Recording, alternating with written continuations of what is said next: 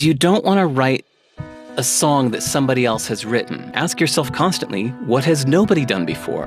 Busy to me implies out of control. Basically, hell yeah or no. You're busy if you've let other people shove into your schedule. I think a lot of us as leaders could learn from that. Our first thought is an obstacle. We should not be honoring the thought that came to us first. You're thinking differently. Anybody can do this. It's almost impossible to predict what the world will want from you. The standard pace is for chumps, but if you're driven, you can go so much faster. A leader goes in a straight line to the destination with a clear mission, undeterred. That's a great leader because that person is easy to follow.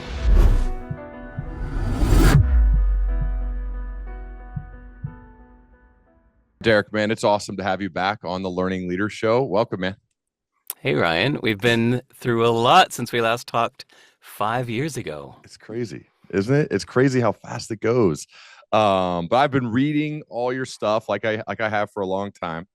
And one of the things that piqued my curiosity is actually an older essay that I was rereading that is titled No Speed Limit. So let me tee up this story, and then I want you to tell it, okay? So you're 17 years old, and you're about to start your first year at Berklee School of Music, and you meet this guy, tell me if I'm pronouncing his name wrong, Chemo Williams. That's right. And you have a conversation with him. What happened next? It was about 2 months before I was set to go to Berklee College of Music. And I mentioned to him that I was going, and he said, "Oh, really?" He said, "I used to teach there." He said, "I have an idea." He said, "Come by my studio tomorrow morning at 9 a.m. and I think I can help you graduate Berklee in 2 years because it's a 4-year college."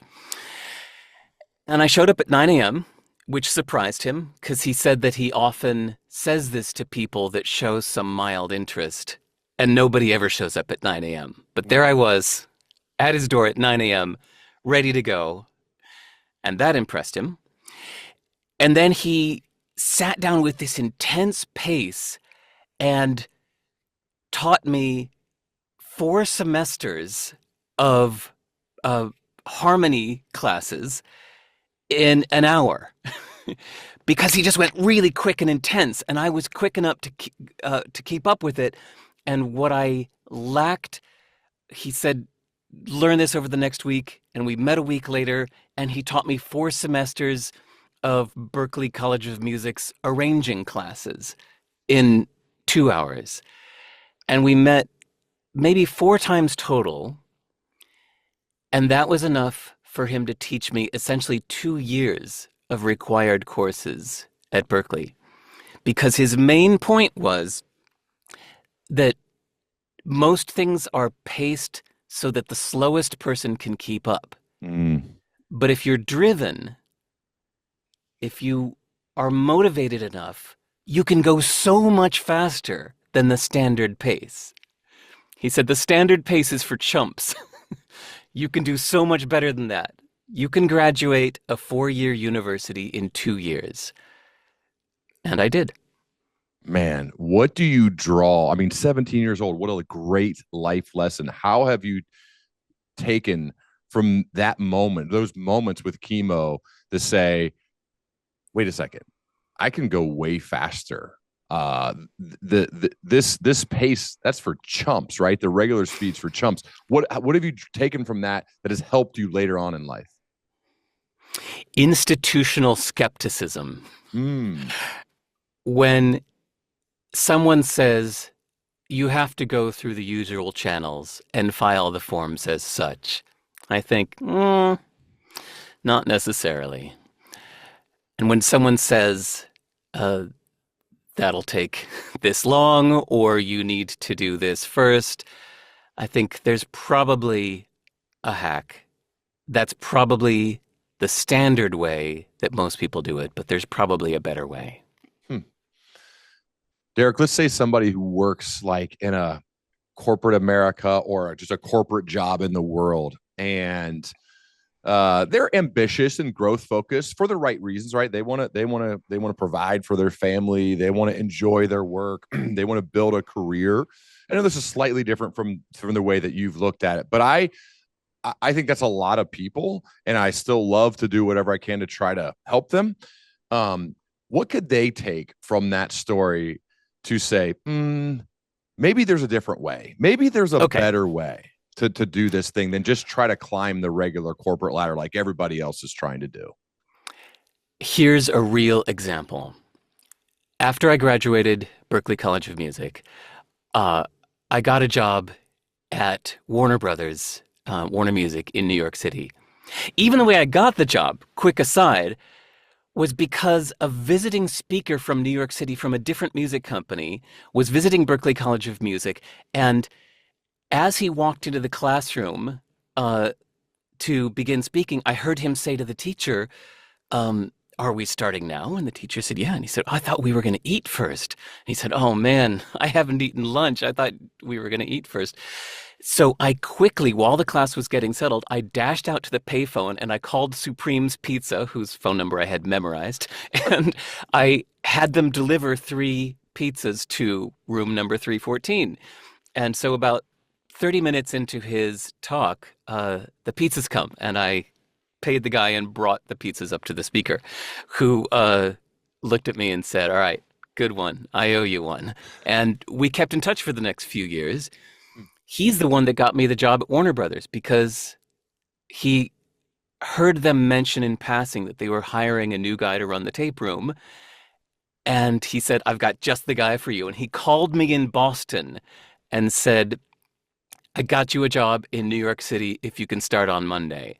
And that's how I got the job. I never had to interview or anything. His recommendation alone just got me the job. So that's not even the real story I'm telling, though. That's just another example of how there's always a different way than the usual channels, right? Be proactive, So, take action, like get it done, be valuable. That's something yeah. we'll talk about that in a second, but yeah, I want you to finish this story. So while I'm working at Warner Brothers, there's one empty little office uh, that one day wasn't empty. And there was a guy there named Alan Tepper who just showed up and he said, hey, I'm Alan. I've started working here. And I said, oh, what do you do? And he said, well, I don't officially work here yet, but I told them to just give me a desk and I'm going to make the company a lot of money. I said, how? He said, because I used to be in advertising and I saw that Warner Brothers is not proactively pushing their music catalog to advertising agencies. So I said, just give me a desk, give me a phone. You don't have to pay me. Let me show you what I can do. Alan Tepper later that year made more money for the company than anybody had in years. And he was never, officially, they did hire him eventually, but the company was not hiring. He walked in saying, I know how I can make you more money. Just let me show you. Hmm. And that's it. I love this story because you don't have to wait until a company's hiring. If you can get a little insight into an industry or a company and see how you can benefit them, you don't have to wait for them to hire anyone or say that they're hiring. You can just walk in and show them what you can do for them and say, you don't even have to pay me. Let me show you. And I've seen this work in action. So I think it's a great approach. I love that. One of the things you also did was give a talk to the Berkeley students, and it was titled Six Things I Wish I Knew the Day I Started Berkeley. And I think the one that I pulled out from that six that I want you to expand on is very similar to what Alan Tepper did. And that is, when done, be valuable. You write, when you leave here, you said to them, head to the business aisle of the bookstore and start reading a book a week about entrepreneurial thinking, things like marketing. Make sure you're making money.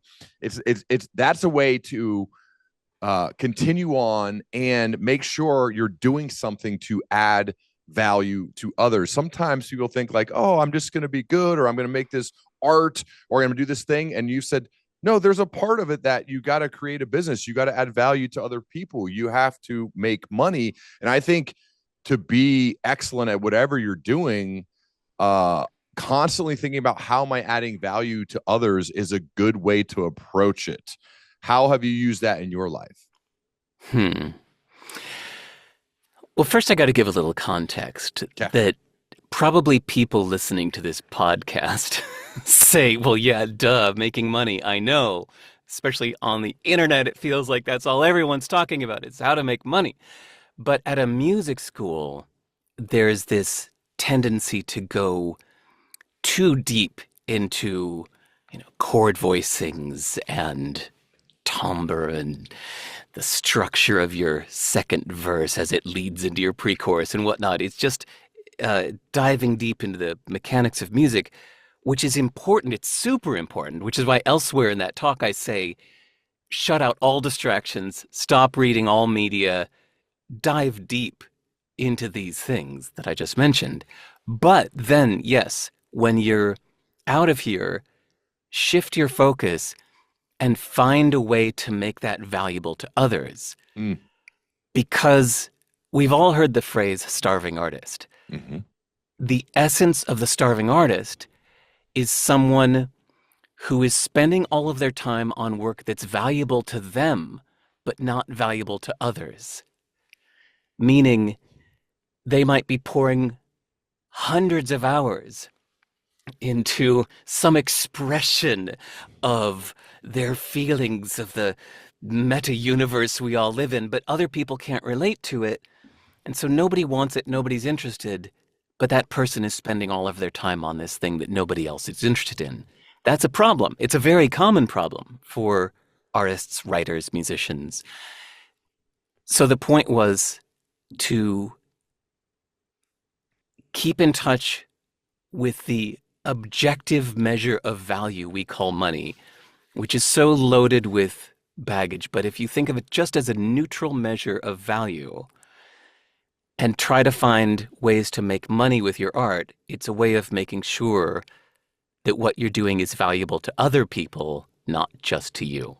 Yes, I think the key learning for anybody, whether you view yourself as an artist or not, is what am I doing to add value to the lives of the people around me? I learned this in sports early in my life, Derek, where if I didn't give our team the best chance to win, I played quarterback, so only one guy gets to play, then they're going to play the other guy. And that happened to me in college, right? Where the coach just looked me dead in the eyes and said, that guy gives us a better chance to win than you do. He's adding more value to our team than you do.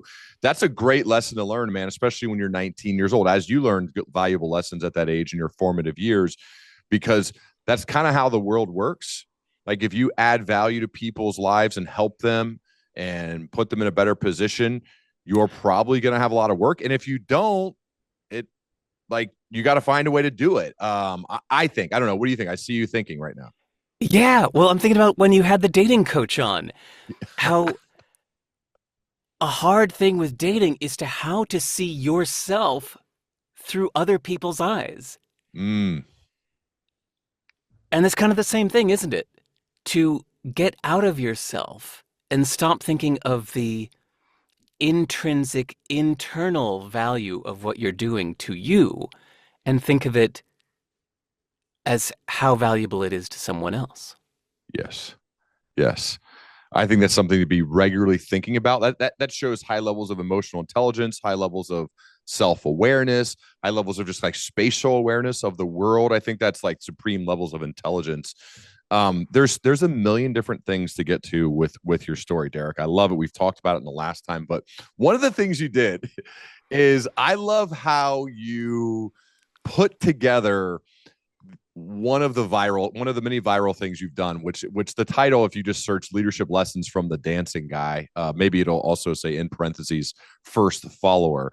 But just the way that you put it together, this is just for me here. I'm curious, what were you thinking when you put that talk together with the video? And then maybe you can describe it too for those who haven't seen it yet. Sure. 2009, I was living in New York City, and there was a video, maybe it was Reddit, maybe it was Dig, I don't know what it was at the time, that just somebody showed this video of a guy dancing alone. There was this shirtless guy dancing kind of like tripping balls, as we'd say, Yeah. dancing at this music festival, just all alone. And people are just casually sitting there looking at the funny, shirtless dancing guy. And at one point, somebody jumps up to imitate him and starts doing all the same moves he's doing. And because one guy imitates him, a second one jumps in right away. And now the two of them are imitating the shirtless guy. And then right away, 3, 4, 5, 6, 7, 8, 20 people all jump in to do the same thing because that first one had the confidence to do it. Mm-hmm. And I had just finished reading 2 books. One was Tribes by Seth Godin, Mm-hmm. and one was The Tipping Point by Malcolm Gladwell. And both of these books describe how actions start a movement. And so while I was watching this video of the dancing guy, I thought, this is kind of like a visual metaphor of what Seth Godin's Tribes and Malcolm Gladwell's Tipping Point are talking about. So I just blogged it. At the time, I was blogging almost every day. So just that day, I posted a blog post showing that video saying, isn't this kind of like making a movement?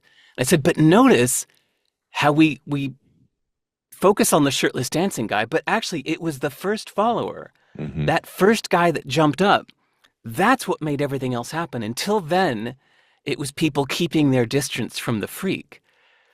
But the first person jumped up and started imitating him. That let the second person do it. And then there was no reason not to, because other people had already begun. And I thought it was really interesting then how the first and second followers were the ones that really showed everyone else how to follow.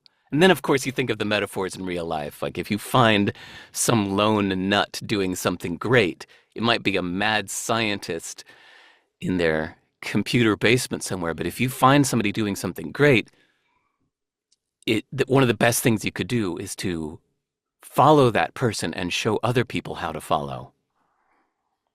And then when you put it together, it was a TED Talk, right? Yeah, it was a TED Oh, Talk. yeah. Okay. So sorry. Yeah. So yeah, I just blogged it and that was it. But Yeah. then a few months later, the TED conference put out a call saying we're taking submissions for new talks. So I just submitted that and they said yes. And then began the day that I thought my heart would explode.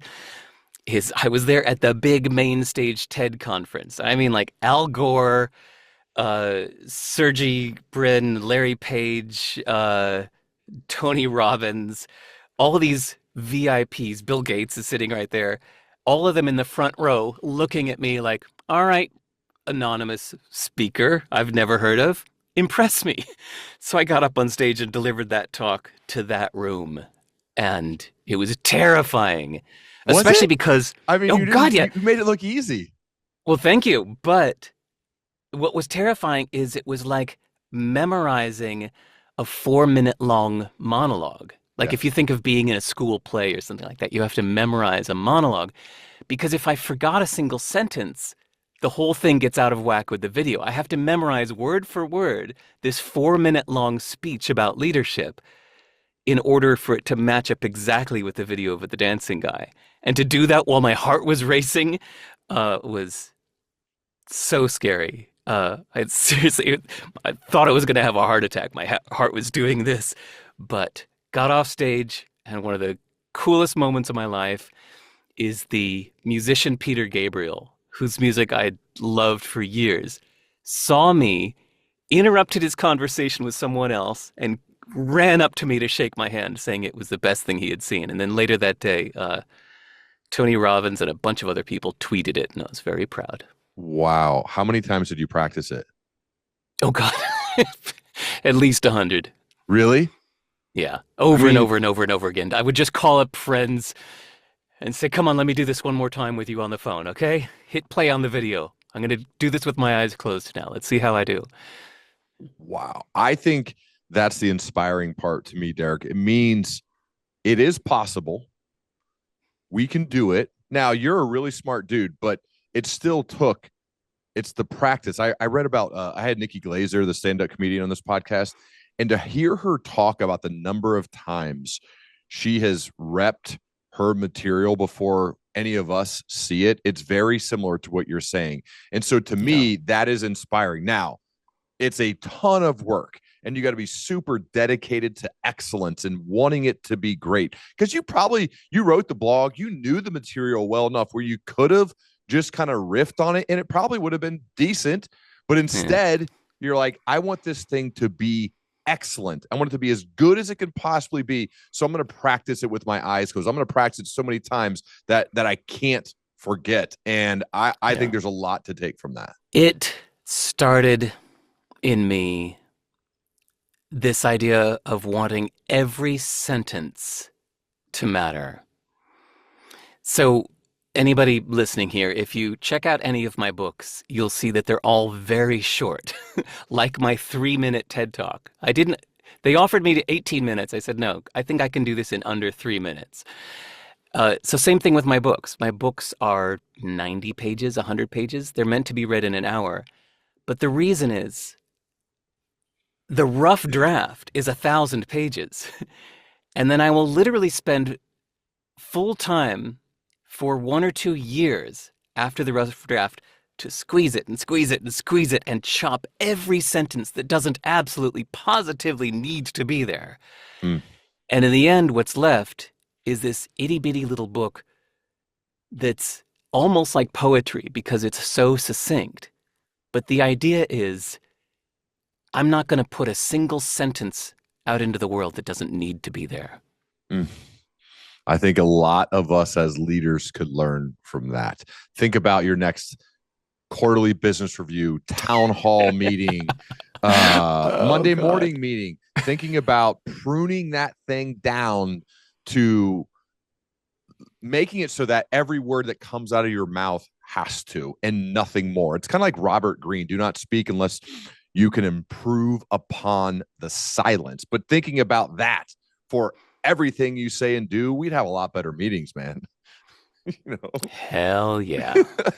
That's one of the things you said. Speaking of that, sorry, I didn't even send you any notes about this, but when I asked you, so a little bit of background, I asked you to come back on because when I was talking with Tim Ferriss, one of your good buddies, he talked about you. He brought up quotes of yours. We talked about you off air too, all this stuff.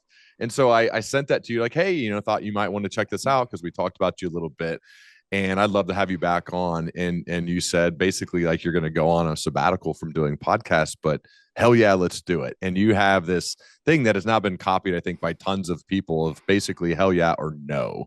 So either I'm going to go do it 100%, give everything I got, or I'm not, or it's going to be zero. I'm not going to do it. Can you go deeper Yeah. on that hell yeah or no? That's also the title of the book. But that mentality of how you approach projects, how you approach life in general. We've all felt the pain from saying yes to too many things so that you're spread too thin. Mm-hmm. And I did this like everyone else. But at a certain point, I realized that if I were to say no to almost everything, what it would give me is the space and the time so that when that occasional thing comes up that I'm actually really excited about, well, now I can just fucking smash it. I can throw myself into it entirely and do something like uh, the 100 closed eye practices of a speech or an entire year editing a rough draft down to 100 pages. I have the time to do something like that because I've said no to almost everything else. So it's about leaving space instead of filling your space. Mm. It's leaving the space so that when that opportunity comes up, you can say, yes, absolutely, and I can start right now and I can throw myself into this entirely because I said no to almost everything else. What's the response to that book and to that mentality from people? Like, I'm more curious about the negatives because Yes, I'm glad you brought that up. I personally have borrowed this from you, stolen it from you, share it with like leaders I work with who have the calendars that you've probably seen them back to back to back to back. That's every day. That's like 5. Sometimes they meet on Sundays. Like And I'm like, dude, you gotta, are these all hell yeses? Like all of them? Every single one of those? Every one of them? Well, they're pretty important, man. I got to do this stuff. I have a lot of people who report to me. And I'm like, wow, I don't know. I don't know. So I'm just curious to the response you get to that. Well, two things. For one, it's cute when people contact me out of the blue and say, well, I'm sure you're very busy, but. And I say, no, I'm not busy. Because busy to me implies out of control. Yeah. You're busy if you've let other people shove shit into your schedule. Yep. If you leave space, then to me, it leaves time to think. And sorry to sound too navel gazing here, but part of the reason people buy my books and want to hear my thoughts is because I'm this weirdo that spends a lot of time thinking. I don't spend a lot of time doing. I don't have a full schedule. And because of that, I'm able to sit around and think for 6 hours about I don't know, the impact of language on our approach to life or something like that, that most people don't have the time to do.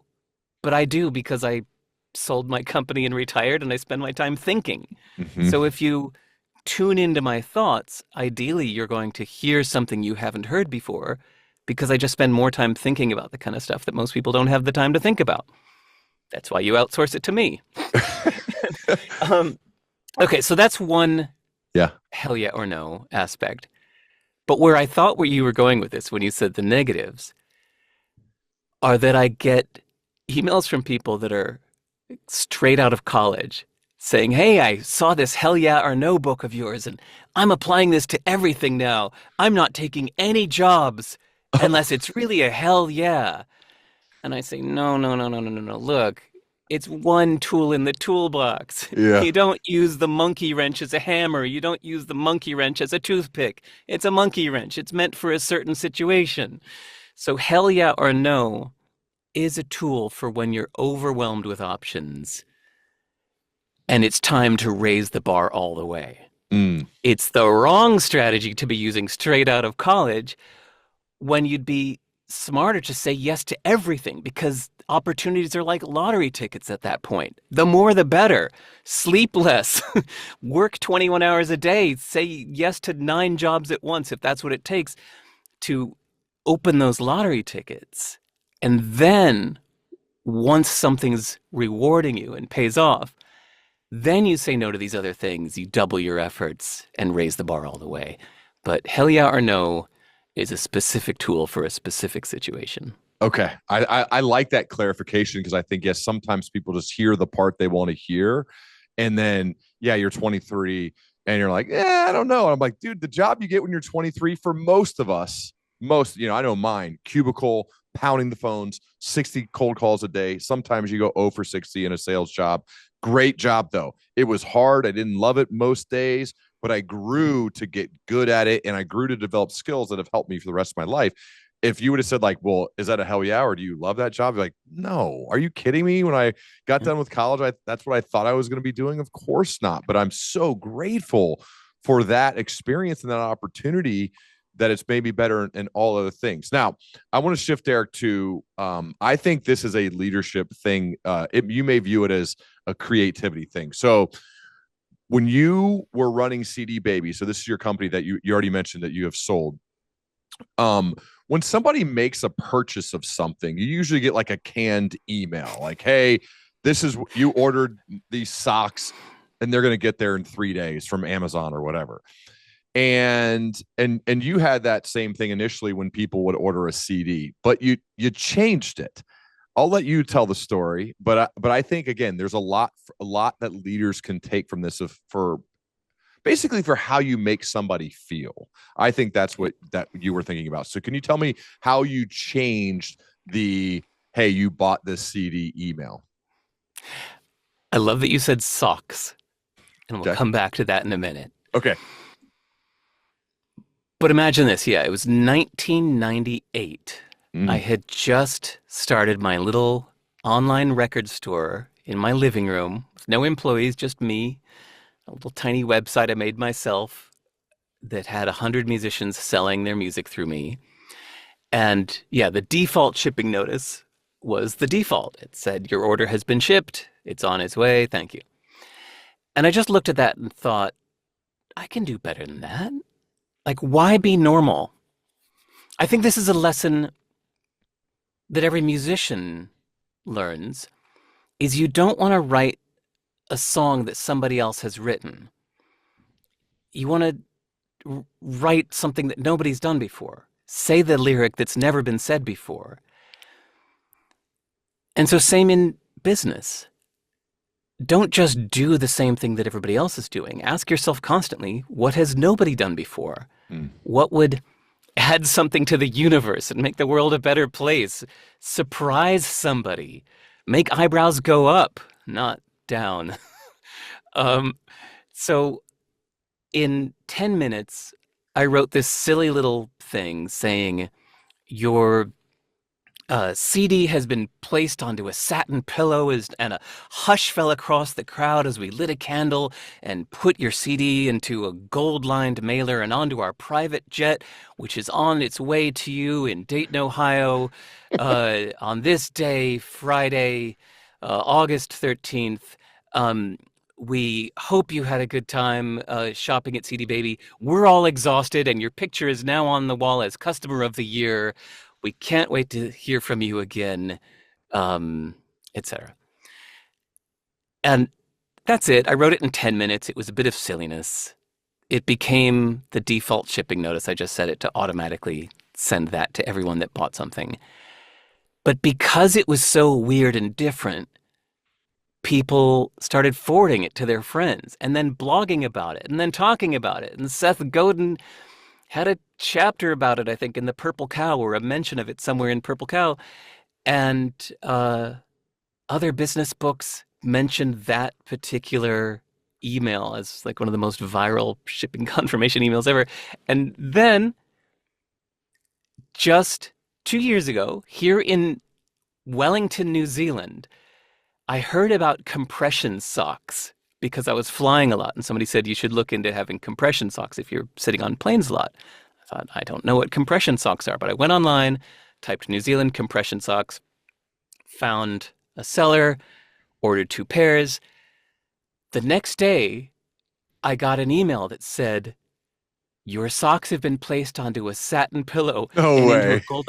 A hush fell across the crowd as we lit a candle, and your socks are now on our private jet on their way to the. And your picture's on our wall as Customer of the Year. And I said, "Wait a second, are you doing this because you saw my name in the shipping notice?" And the woman running the shop said, "What? Sorry, no, I don't. What are you talking about?" I said, "I wrote that 25 years ago. I wrote that." And yeah, she had no idea. She just copied it out of a book. Oh my God, that is awesome. I again though, you're thinking differently, and anybody can do this. Anybody, like anybody can think differently about how you do it. And it's hard to quantify what that did for your business, but the virality of it, the how creative it was caused it to spread, and then ultimately had to have had an impact on your business. It had to. Oh yeah, Yeah. many, like literally hundreds of customers that I knew about that mentioned it said, "I heard of you from this blog post about your shipping confirmation. I heard of you because of this book mentioned your shipping confirmation." So a Yeah. lot of people heard of me because of that silly email I wrote in 10 minutes. But you're right. The bigger deal is not looking to the outside world to see what we can imitate, but to look at what's been done already and see how you can try something different. Mm-hmm. I it's harder, but I bet part of why this happened, again, I'm gonna tie this back to leadership. Part of why this happened is because you were writing a lot. You were getting your thoughts out of your head onto the page regularly. You published a lot of them, maybe some of them you didn't, but I think that is the ultimate tool for clarity. It's the ultimate tool for teaching, and I think teaching is the ultimate tool for learning. This show is called the Learning Leader Show. I'm very focused and fascinated by people who are chasing down their curiosity with great rigor and trying to learn, to grow, to get better, and hopefully positively impact the world and other people. Can you talk more about the importance of being a regular writer, of getting those thoughts out of your head onto the page? For me, it's healthy doubt, skepticism. It's questioning the defaults. Mm. If you jot down your thoughts, ideally, you occasionally question them. If you say, that person wronged me, ideally, then you add a question mark. That person wronged me? Maybe, maybe not.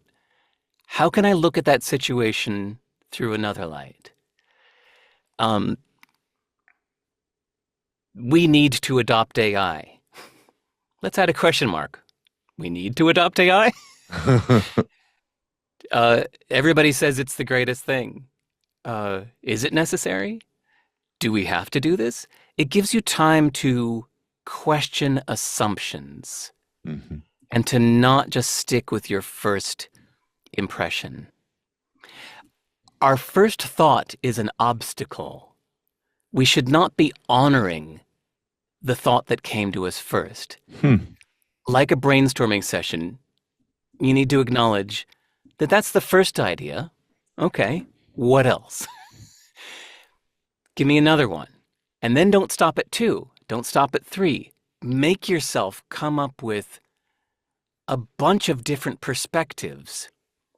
Even if silly, sometimes the silly ones can help seed a really great idea that you never would have thought of if you didn't have the silly step in between.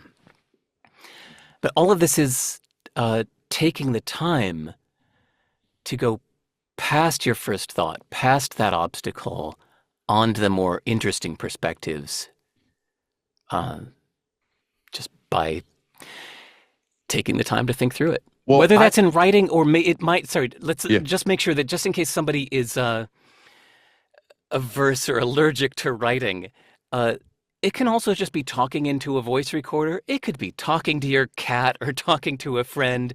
Yeah. It could be uh, journaling into a paper notebook. It could be typing into a text file. Just some way of collecting your thoughts and just giving yourself the time to reflect and think. Well, I think part of it, this comes from your book, Useful Not True, is that we just like make these assumptions that our beliefs are true. Like, well, yeah, I believe it, so that must be true. And I like this part. You said for hundreds of years, people worshipped Zeus and Athena and others. And now, this was crazy. Now we call that mythology. Those are myths.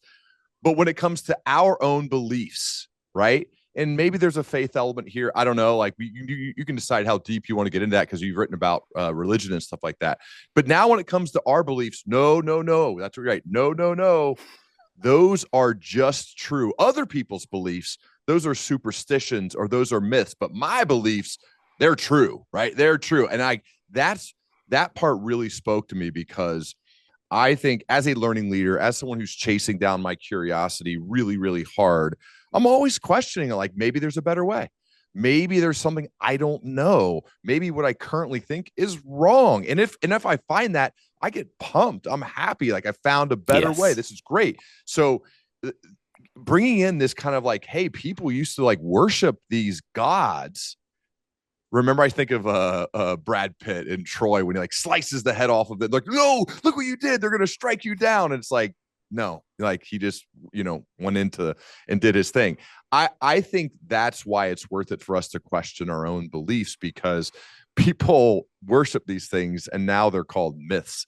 That could be our beliefs. I don't know. Yeah. What do you think? I went to China for my first time last year, only because my boy had watched Kung Fu Panda enough that for his school holiday, he asked if we could please go to China. So I thought, as part of his education, I should take him to China. But I expected it to be awful. You hear American news stories about this awful place. It's always spun negative with the dystopian government and the oppressed people and the ghost towns from the stupid real estate developers that built skyscrapers that nobody wanted. You only hear the negative. But if you go there, it's wonderful. The cities are amazing. The people are happy. Just forget every other measure. Just sit and observe all the smiles you see in the middle of the major cities. Uh, People are happy. They're thriving. They're productive. The cities are clean, and the people are entrepreneurial and driven and optimistic about the future. And it's amazing. So I've been back 4 times in the past year. More than anything, really surprised how pleasant this place is that I've always been told was part of the evil empire. Hmm. And then you think about how many other things we've been warned against are not actually bad. It's just that maybe the two governments or even the two corporations have something against each other. And so they tell us to agree with them. But there's so many different perspectives to be had out there. And it's worth it to go experience them, right? To go Yeah. uh try to gain your own perspective and approach it with curiosity instead of judgment, right? There's like this spectrum, right? Go ahead. Yes. So now I even use this as a compass that if I noticed I'm prejudiced against something, that makes me want to go into it to find out more about it. So let's give a non-political example. To me, Burning Man sounds awful. Me too. It sounds like the last place I'd want to be, in a desert for a week with no food and water except what I bring in myself, and everybody's on drugs and it's all crazy. It sounds terrible. Therefore, I should probably go. Uh, I saw, what's another example that came up? Insane Clown Posse. I don't know their music. I've heard maybe one song once, but I think the fans of Insane Clown Posse paint their face black and white and they call themselves Jugaboos or something like that. And then once a year, somewhere in Indiana, I think, they have the annual Jugaboo Festival where all the fans of Insane Clown Posse get together for this crazy festival. And somebody passed a little YouTube clip of it, and I thought, that sounds awful. I should go because That's I'm full of prejudice against it. yeah. Therefore, I should steer into it. Yeah. It's kind of like the Lincoln quote, right? I don't like that man. I must get to know him better. I I never heard that. really? That's Abraham Lincoln? I mean, I think so. From what I read Oh, on that's the internet, great. that might not be true, but from what I've read, yeah, I don't like that man. I must get to know him better. And I think that is kind of a broader way of usually. You know what's funny is like usually when you do meet those people, at times I've seen people on the internet where maybe I cringe a little bit, and then I'll be at a conference or something, and we're both there. I'm like, good dude, he's a good guy. Yeah. Yeah, good guy. Yeah. Like, yeah, he was great. He was great. We had fun. Maybe we shared a meal or something. It's like, yeah, good guy. Like, I think that happens more than you think if you go in with an open mind. Like, hey, I'm just curious to get to know this person. Maybe I cringe a little bit at the Instagram post, but then you get to talk to him. You're like, yeah, he's a good guy. He's okay.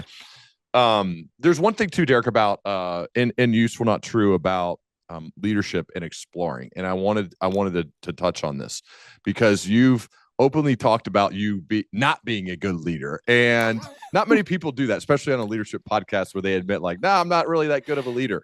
Yet you create this business and it grows and you sell it and make a bunch of money, and now you do whatever you want, and you have for a while now. But can you talk to me about the difference between explorers and leaders? Yeah. I learned this lesson in hindsight. Hard lesson learned. While I was running my company, I was actually a pretty bad leader, as proven by how frustrated my employees were that I loved changing my mind. And I loved changing my mind for the reasons that we've talked about right here: Mhm. introspection, reflection, considering other approaches. I'm always hoping to change my mind. That's one of my favorite things to do in life, is to change my mind. It's great when I find a new perspective that changes my mind. But my employees were so frustrated by this that only years later, in hindsight, looking back, I can see now why I was such a bad leader. It's because, let's use the archetype of the 1800s explorer from England that gets on a boat for 6 months to go to the unexplored jungle, machete in hand with a pith helmet, a few workers carrying the baggage. But for the most part, it's an explorer going into uncharted lands to hack around and see what's there, to go where nobody else has gone. Maybe go up that hill. There's nothing up that hill. Let's go into this inlet. There's nothing in that inlet. What about this inlet? Oh my God, there's a gorgeous bay. Look at this amazing paradise bay in this inlet. Well, nobody's ever been here before. This is a great harbor. This would be a great port. So then the explorer sends a message back to the queen saying, I've found this great harbor. And then the queen appoints a leader. Now, this is very different than the explorer who's trying everything. A leader is someone that goes in a straight line, that says, we're going to this harbor, we're going to set up a city here, these are the benefits, this is how you will gain by doing this, follow me. And the leader goes in a straight line. And if halfway there, somebody were to say to the leader, hey, what do you think about going to a different direction instead? The leader would say, shut up, lock that man in the jail. We're going straight ahead. I'm not changing my mind. And the leader goes in a straight line to the destination with a clear mission, undeterred. That's a great leader because that person is easy to follow. It's clear where we're going. Even if you're in the back of the crowd and you can't hear what the leader is saying, it's easy to see where we're going, what we're doing. And in hindsight, I see then the difference between the explorer and the leader, and how I was just an explorer, which made me a really bad leader. But next time, if I were to do it again and I wanted people to follow me, I would pause my explorations, declare a certain harbor to be the destination, and I would set that project as having a clear, unwavering mission. Yeah. Even if I personally might go explore some other things, I would declare this project to have a clear mission, straight line, easy to follow. Is that though, is that distinction too black and white? Like, I think in the real world, leadership is a little bit more messy than that. I think it's a little bit more gray, whereas you can have some exploration and some like set the vision and the objectives and let's go, no deviations, follow me, we're going. But the great ones, I feel like, also are curious enough and humble enough to listen to people on their team, even if those people work for them, when they say, boss or leader, dude, this part of the plan is actually not right. Like, this part needs to be tweaked a little bit. And a good leader say, hold on, let me think about that. You're right. We still have the same vision, right? We're still heading in the same direction. But yeah, what you're telling me, I missed on that part. Let me adjust, right? So like, there seems like there is a little bit of gray in there, whereas the explorer versus leaders thing seems more black and white. Two thoughts. Okay. Black and white examples are made intentionally purified for the sake of clarification so that we can see what we're talking about. Good call. But even in that metaphor of the leader going on the boat to the harbor across the world somewhere, yeah, you're right that ideally, if there was a storm in the way, a good leader would not go through the storm. You'd go around the storm. the destination hasn't changed, but maybe the path changed. Or in that metaphor, you're right. If somebody uh, looked at the map and said, um, "Hey, boss," by the way, I love how you said boss, leader, dude. Hey, boss, leader, dude. Uh, Did we I could say actually that? get. You did. Oh, It was okay. good. Um, we could actually get there better or faster if we were to take this alternate route, which you had not planned, but it actually gets us to the destination better. I think anybody listening to this, yeah, you get the metaphor for your own situation. Uh, but it's good to realize that some of us have started businesses for our own satisfaction in exploring. Yeah. And you should be wary if you notice that you are more of an explorer, but you're calling yourself a leader, you might need to take a different approach or keep your explorations personal and keep your business in a straight line, even if your personal interests are keeping you astray. What would you do? Would you get help from other great leaders? Would you ask them questions? Would you read their books? Which you read tons of books, I know. Like, what would be your approach if you're running? Doesn't seem like you want to do this, but if you did, what would be your approach to be a better leader next time? I would just define it as a project, kind of like how we incorporate a company. You set up an LLC and you say, for this project has this goal, clearly stated, straight line, this is what this project's doing.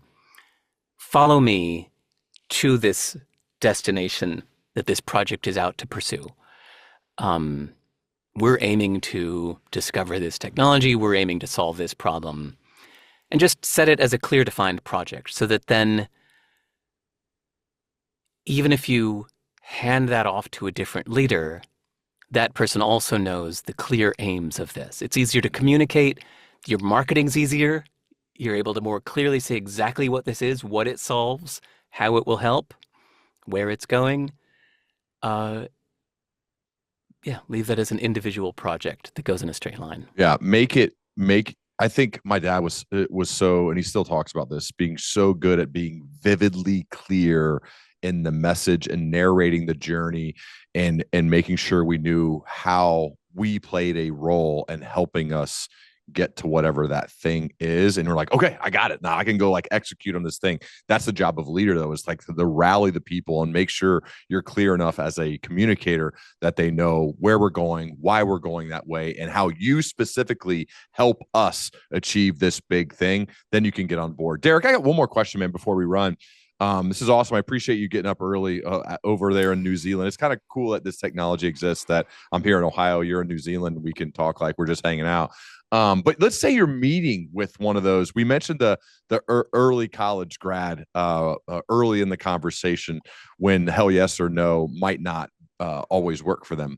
But let's say they're like, hey man, I want to leave a positive dent in the world. I really do, like you have.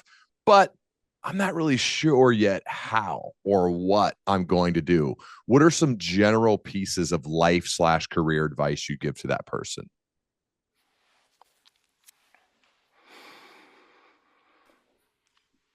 If you see yourself from the outside,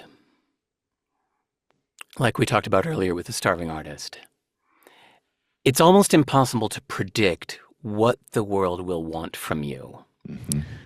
You can read the stories of successful people that maybe moved to California to take a job in insurance, but then suddenly randomly got a job as an actor because somebody saw them in a restaurant and thought they fit the part of a haggard army general.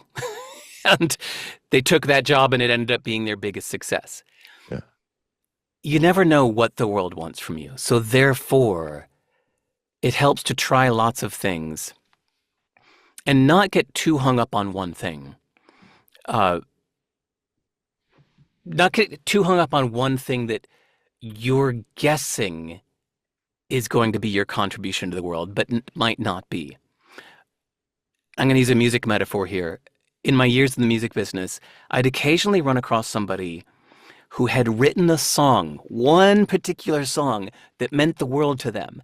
And they kept trying to push that song onto everybody. But people just didn't like that song. But it was frustrating for them because they said, "No, this is this is the song. This song has great value. You just have to listen again. Maybe you'll like it the second time." Hmm. And they were trying to push this thing that people didn't want. And then I see that in business too. Somebody that has an idea that they're just sure that the world is going to want this, but the world doesn't want that. And it's unwise of you to keep uh, persistently pushing without changing. You need to persistently keep trying variations until you find the thing that the world clearly tells you, yes, we want this from you. That's what happened when I started CD Baby. I had done many, many, many things. I had a booking agency, a record label, a recording studio. I had my own music. None of it went well. It was just failure, failure, failure, failure. And then this silly, whimsical little thing I did on the side to help a few friends. That's the thing that took off. And you could feel such a difference. Suddenly, all the doors that had been locked were suddenly opened to me. Mm. Everybody that had been booting me out suddenly was inviting me in. And I never could have predicted that it was that one thing that would have been the big success. So Mm. do lots of stuff, try many things, keep yourself out there, and listen closely to what the world is telling you it wants from you. Yeah, you never know, but you got to like keep chopping, like keep going, keep trying to add value to other people's lives. And like eventually it seems like things find a way of working themselves out. Derek, I just got to say, man, I part of the reason I love your approach just in general to life is your dedication to excellence, is your willingness to do a lot of the hard work that nobody sees, to edit down these massive books down to small ones where there is literally not a single wasted word. I even read the transcripts that you've published of podcasts you've been on, including this podcast, and even the transcripts are edited beautifully. I know I don't speak as well as what it looks like in those transcripts. And so I'm thinking, was I really that good? I'm like, no, obviously I wasn't. Derek edits them because he cares about even the transcripts that he puts Yeah. out. So like this dedication to excellence, these high standards, that is inspiring to me. And so I just want to make sure you know that. I appreciate that. And I would love to continue our dialogue as we both progress, man. Thanks, Ryan. I really appreciate it. So good. Thanks, man.